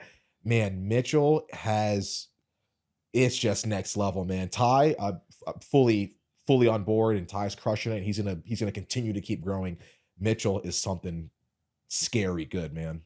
yeah, Mitchell's in his this third year now doing this completely full time with on tour. So it's like the experience he's got under his belt now Mm, is crazy. And Ty's taken a lot of, the big advice I gave Ty right at the beginning stages was say less and slow down as far as his mhm. talking goes, right? Like say Yeah. less, slow down. You're giving people too much information and try to digest, which I'm always trying to be cognizant of that as well for myself. Mhm. And slow down when you're talking. I'm like, you're so passionate about it that you just start talking so fast that people can't keep up with what you're saying. But he's done a good job. You can tell in the videos. Like he's very particular with what he tries to say. He keeps it short. He's he's tried to slow down when he's talking. Like he's taken the advice really well, Yeah. which is That's nice. awesome, man. Yeah. At the end of the Tennessee It's great. day, I know last podcast or the podcast before we were talking about beta and how I hadn't really had much seat time Mm, on one. So I yeah. rode Beta Believes Uh-huh. 350 I busted out like a 25-minute moto. I just kept going and going and going. 4-stroke? Yes. Oh, okay. And it was a woods version. Okay. I loved it. It has Really? KYB suspension, which I didn't realize.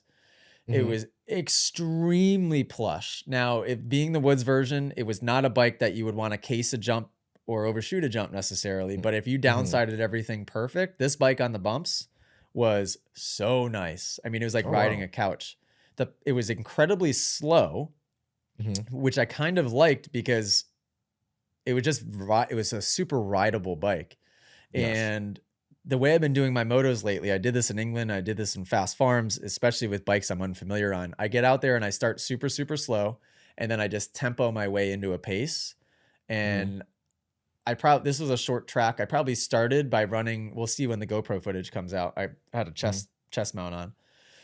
I probably started with like 140s, and by halfway through, I was probably okay. doing 130s. And by the end of the Mhm. moto, I was probably doing low 120s, so I got like 10, Mm, 15, 20 seconds a lap faster. That's how slow I went at the beginning and how mhm. much I slowly started to pick up that pace by the end of it.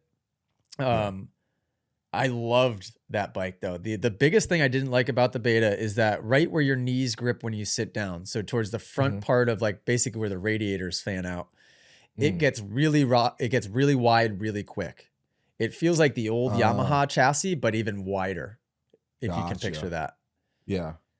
So that was maybe the biggest negative, but to some people, that might be preference. I think to some people, especially tall guys, Mhm. they might not want the most skinny bike in the world because it just feels like you're riding a bicycle instead of having something Yeah. substantial underneath you. So I think a lot of guys might Yes. actually like that little bit of a wider feel. And the rest of that bike, Mm. loved it. He had the flex handlebars, they're called, on it, which I didn't know that Yeah. until I got off. What do Actually you liked it. think about those? I liked them. As far as I could tell, I did not like them. Yeah. Yeah, it just made the bike feel That's extra, interesting. extra plush, I guess. Yeah. Yeah, I was a huge fan. And hopefully that GoPro footage came out good because I stayed out there for forever. And the track, just like how it was kind of at in England at Frad and MX, Mhm. this was Fast Farms. They tilled it super shallow, or he might have not tilled it at all. He might have dozer bladed it because he thought the rain was coming. Mhm. So the track didn't really form Mm. any ruts. It sort of Yeah. just got a rut that was super shallow. And then by the end of the day, it turned into more like flat track style sweeping around. The dirt was still good, but there was Yeah. no depth to it. So you were kind of just, you were flat Gotcha. tracking it.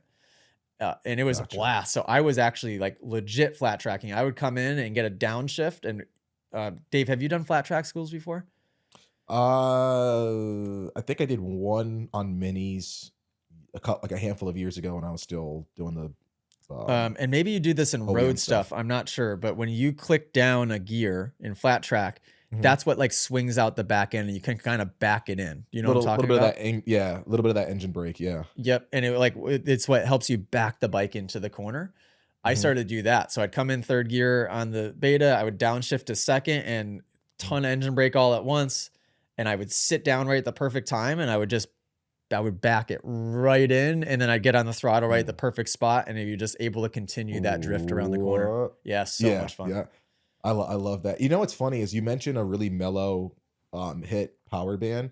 So in the beta test that I've watched and from, our buddy that has one, the, the one thing that I keep hearing is, "Oh, man, it's got a really usable power band. It's got a really usable power delivery." And they liken it to almost like a vet style, Yeah. vet preferred or vet tuned power delivery. Is that something that you recommend most people try to target when they're tuning their bikes or they're trying to buy a new bike? Like that almost very mellow power when you need it, but very mellow and very linear power delivery. Is that what you recommend for people mostly? I would say 100%. Like, this beta was the most smooth linear power of maybe any bike I've ever ridden, at least a modern day bike. It Mm. was actually so quiet and so smooth and linear of power that as a Mhm. faster rider, I couldn't tell what gear to be in at first. So I spent the Oh. first 15 minutes of that moto experimenting with like, do I go down a second gear in this corner? Because third sounds Mhm. like I'm driving a tractor and like it's gonna stall. So I started by going down to second. No, I started in third, only did it for a lap or two, gave up on it, went back down to second. And then by 10 minutes in, I realized that actually third was where it wanted to be in all of those corners. And then I Mhm. started shifting to fourth in the straightaways instead of letting it ring third because I to me, I thought I wanted it to get loud because Mhm. that's where, as a fast racer, you kind of think like loud equals where the power is, but it Yeah. was revved out and you could, the longer I stayed out there, the more I realized it was falling flat on power at the top. So then I started short shifting Gotcha. it to fourth. Mhm. And by the end of the moto, I finally had the gear selections all figured out. But yeah, usually when I hop on somebody's bike, I figure out gear selection within a lap. It Mhm. took me probably 15, 20 minutes on that bike to figure out what gear I should be in. But yeah, for just about any rider, unless you're pro or maybe an A class guy, Mhm. the way that power delivery was, I'd call it slow for lack of a better word. Mhm. Perfect. It was perfect Mm. because you can roll the throttle on. The key to being good in corners is getting on the throttle early, but getting on the throttle super, super, super smooth so you don't disrupt the lean angle of the bike. Right. And I think that the people that go out and buy these YZ450s or a brand new 2025 Honda 450 from the dealership, unless you have amazing clutch control, you cannot ride that bike smooth in a corner. You blip the Mhm. throttle and it just goes, yup, and it just stands it up and you screwed your corner. Yeah. And people at that level, they don't know how to, and as they shouldn't, it's a complex thing to worry about. They don't know how to feather the clutch while the throttle's being rolled on to be able to keep that power nice and smooth. And this bike, you didn't need that. Forget about the clutch on this bike. You just rolled the throttle on like a tractor and it would perfectly come on. It was great. Mm. I like that. So let me ask you this: Do you, if you went tomorrow and picked up your own beta, let's call it the 450, right? Do you think you'd be happy with that bike versus your Honda right now, or maybe even a Yami 450? It would depend on no, I think I would outgrow it in the sense that I would, well, I mean, you see Benny rides it, Oldenburg rides Yeah. it. So obviously there's ways to make it faster. Hmm. I would want more quickly. So Gotcha. as I started to get more fit, like in that moto, tempo moto, 25 minutes, I'm not in the best shape at the moment, not in the worst shape, but not in the best. Uh, Mhm, it was just about what I wanted. Towards the end of the moto, there was actually a single of the table that I wasn't even jumping because it just wasn't fast enough to clear it. But I was having mhm, fun just scrubbing it and rolling it. mhm. If I wanted to get to that next level in speed after riding for a few days in a row, I would want something faster. Gotcha. Yeah. But But it's probably as interesting simple as a because map and exhaust, right? yeah, map exhaust and mild head work. I'm sure you'd be solid. But yeah, it's funny to hear you say that because it's like, oh, I also like a very mellow bike, and I always tell people to make Dave Drakes happy, just make the bike handle good. I don't care if it's a Right. freaking Tonka toy amount of power or like if I get passed by a little Stasic, I don't care. I just want it to handle really well. I'll figure out the I rest with agree. motor, you know. So, I but agree. no, that's interesting. I love that take on it. One thing I wanted to bring up was I've been riding with the Guts RJ wing seat for a little while, right? And I've had Guts seat covers forever. Like I love the brand. I think their stuff is really good. Um I don't know if the wing seat is what I would go with for the next Mm, time, and okay. I'll tell you why. Did you get the I Phantom have foam, the expensive foam, or the cheap, the less expensive stuff? I Do you on know? whatever you recommended is what I went Does it with. feel Honestly, stiff or does it has it worked in and is it super plush? I wouldn't say it's super plush, but it's decent. I'd say it's not super. I also got a lot of junk back there, so even if it is super, I'm sure I've broken it in by now. So I might. It feels almost middle of the road. It doesn't feel too hard. It doesn't feel too soft. But what I Okay. will say is, I feel like I've always been pretty decent of gripping the bikes with my knees. You know, because believe it or not, I was a tiny dude on a big bike for a long time. I didn't weigh that much, and I wasn't particularly super tall, so I had to really grip the bike to make it do what I want to do, or I was getting kicked off all over the place. So I think I ride like that pretty decently. The one thing I'd say is probably my feet could always use improvement. So I wasn't really worried about like my knees gripping. But what I feel like the RJ wing seat does is it almost where those like pillows are, where the wings are, I'd almost prefer them to be maybe 5 to 7 millimeters more forward because where they are right now, it almost feels like I go to grip and it pushes my knees almost forward a little bit because I'm right on that transition from the outer edge to where it sort of starts to slope in. And it's almost making me ride that slope all the way till I hit the gas tank pretty much. So a couple times I rode Cycle Ranch. I think I talked to you about this last time. Track was phenomenal. I felt the bike kicking on sections where I was like, "Whoa, why is the bike kicking?" And I'm with pinching with my knees. You look down and it's like, "Oh crap, dude!" I'm like gripping the shroud. So you got go to place your legs back a little bit, and you start to feel yourself sliding forward. And Mm, I don't have a lot of leg. You know what I mean? I'm not a super tall. I'm like what 5'10" maybe. Like I'm not super lengthy in the leg area. So feeling that, I was like, man, I don't know if this wing seat is the right move for me. For other people, maybe a little bit longer leg or something like that, I'm sure they'd love it. Or people who have a really hard time making contact with the seat or with certain areas of the bike for that reminder of hey, grip with your legs. Might be good for them. But I'm thinking like next bike I get is I'll obviously go with Guts because I love their stuff, but I don't know if the wing seat is what I would particularly go with for myself. can you I got send some tree me trunks. next time you go and ride, Yeah, send me a video, have somebody take a video of you of like the last half of the straightaway coming into a corner before you sit.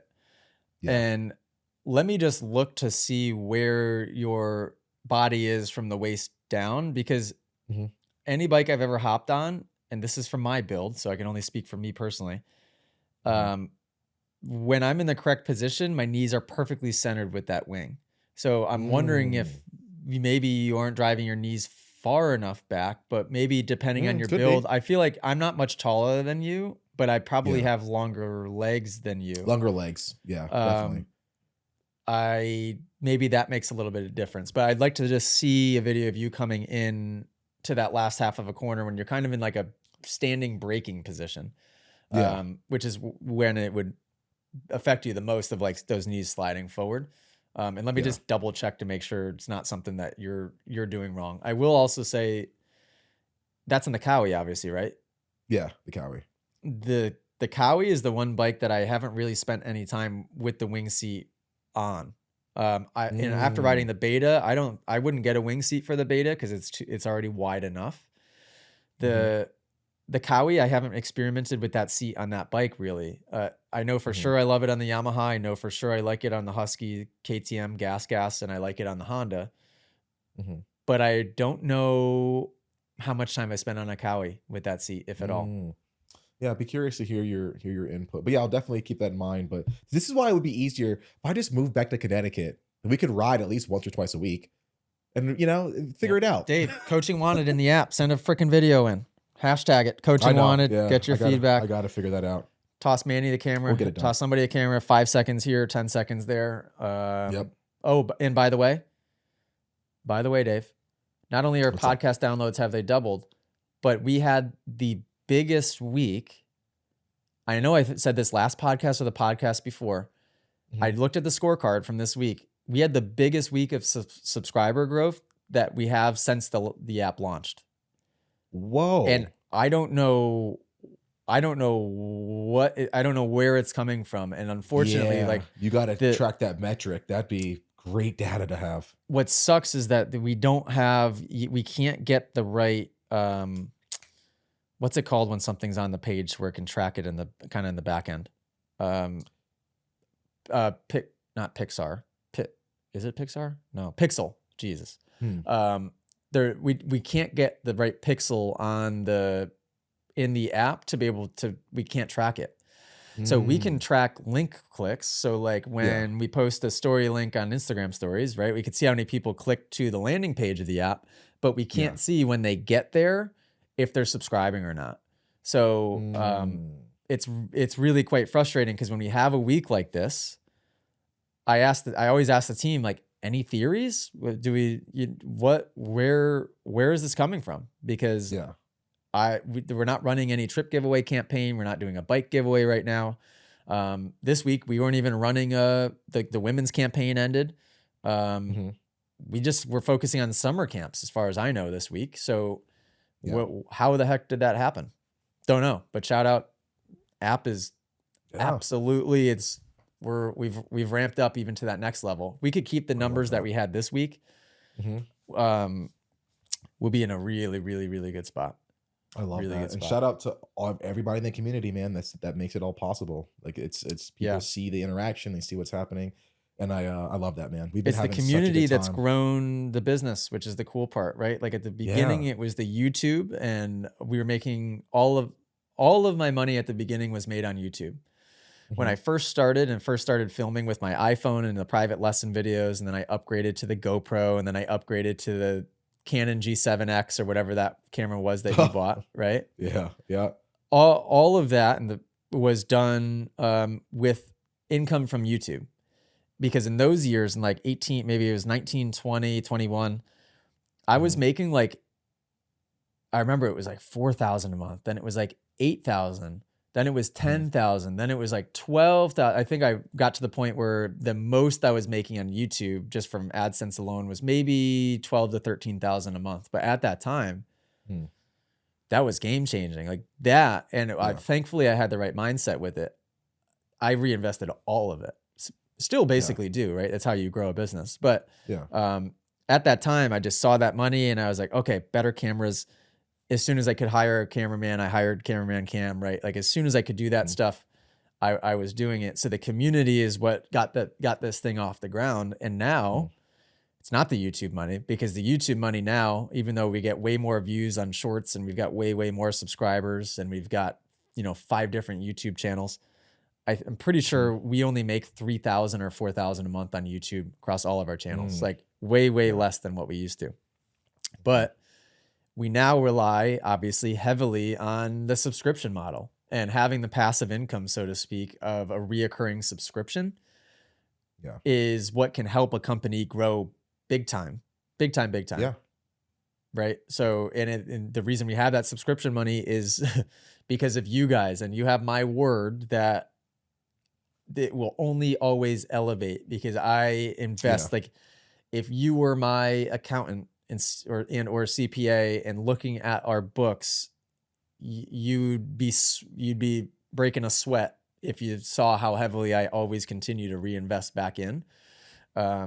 Because I think long term. So, and all of that is because of you guys. And it's getting also a inside of the app, big, supporting the community. yeah, a big thanks to the community too. Like when you reinvest that money back to them, it makes the platform better, more opportunities for them, better resources for them. So it's also like a, a It's shout like a out to the flywheel. community. Yeah, it Yep. just keeps going. Yeah, we want to keep doing better. You guys Yep. helping us. We want to keep doing better. So, and shout out to the Yep. entire team, dude. Everybody from Allie, all the way to Jackson and EQ and Cohen and Nate and Ty, Mitchell, Jamie, GP. And there's so many people, so many cogs inside of this machine. Um, Shout out to all the staff that make it happen, man, because it's pretty freaking incredible, and Yeah. it's cool to see the growth. So shout out to all those Hey, guys. speaking Dude, of we've the been real having such a good GP, time. he met Jay Shetty last night. Freaking Oh, I lucky saw dog. that he was at a show, right? Yeah. Yeah, I think you got Yeah, a that's chance to meet him pretty afterward. I was like, rad. gosh darn it. Yeah. Dude, Chief D's the man. Yeah, that's That cool. group just they do so many cool stuff. Shout out TMAZ. AJ, we have a race this weekend, like you mentioned. I think it's gonna be pretty good attendance because people that were there that I know have been texting me already about like, oh dude, we're amped for number 2. Number 1 was really good. I can only the match is gonna get better. Give me 3 keys that Mm, people can implement to be able to be successful this weekend. good question. Before I answer that question, the collective experience, Dave Drakes himself is going to be there as our host, honorary host, kind of like Sal Masakela. He's not full weight, but it shouldn't matter. Shouldn't matter. This weekend, June 7th at the Moto Academy Supercross. So yeah, I'm really excited because you're going to be able to kind of tie together the things that I felt like we could have leveled up for this second time around, which is having a proper host, for live streams inside of the app, for announcing the races, for engaging even more with the riders. Like, it's going to be epic. I guess one key for success that brings me to this is leverage the Moto Academy team. You want to do well at one of our races, take advantage of the fact that we have multiple coaches there. We have our community host, Dave Drakes, that will be there at the race. We're going to have the Rob father, Rob Kling, there. We're going to have driver Jamie will be there.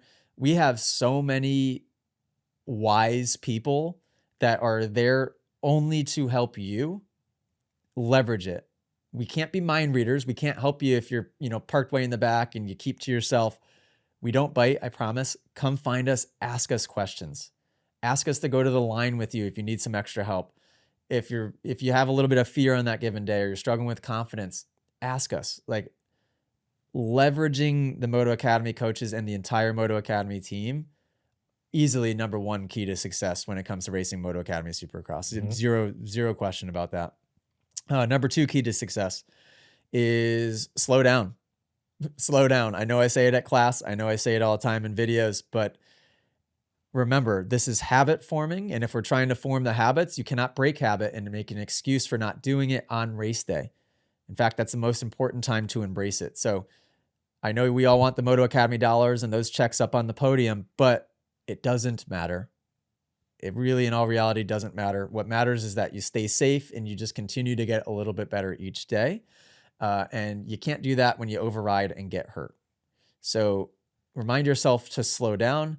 And sort of tying together with that, key to success number 3 would be, and I hate this advice, so let me try to word this differently. I was going to say have fun, but try to be present.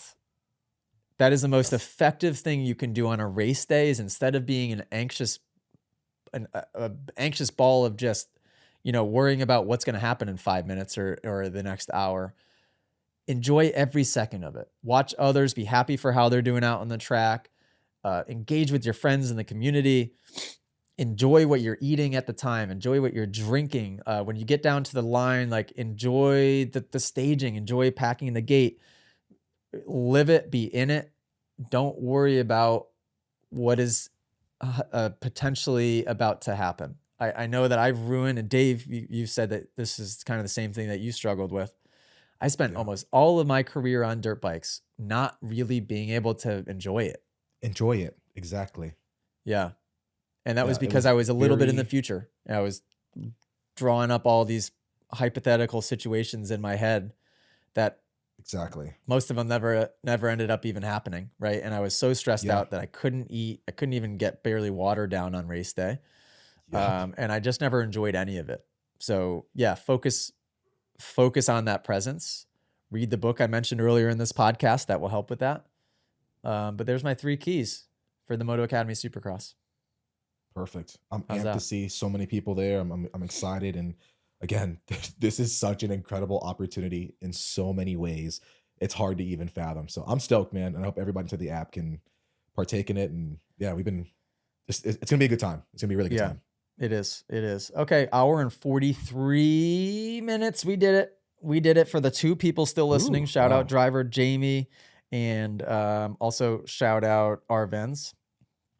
We'll see you guys next Shout out, boys. episode. Thank you for listening and downloading and all of the things. If you aren't inside of the Moto Academy app yet, go to themotoacademy.com and subscribe. Get in there. Send Dave and I a message once you get in there.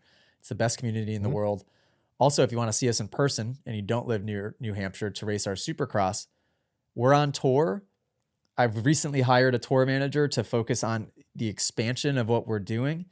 We're hitting 200 tracks in 2025, and we're going to hit even more in 2026. What that means is like every week we're booking and putting on the website 6 new tracks.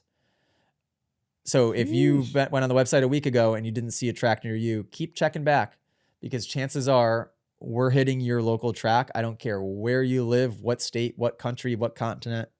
We're probably going to go there. So keep checking. Also, I don't want to get any hopes up here. Alley Cat and myself have started the discussion of the possibility of Australia staying there for a couple of months this coming winter. Our winter, Australia's summer. So if we do that, it will allow for me to go on tour around all of Australia. That would be awesome. Yeah. So we've started that discussion. We've already began looking at places. There's some really cool options. The only thing that would mess up is,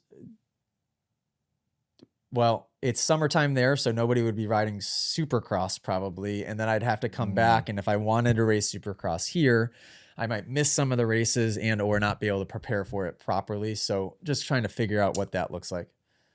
I think there's a way to knock it out somewhat of an earlier time. That way you almost kind of hit fall for both, like that transition time. I think there's a way that there's a way to do it. But I love it.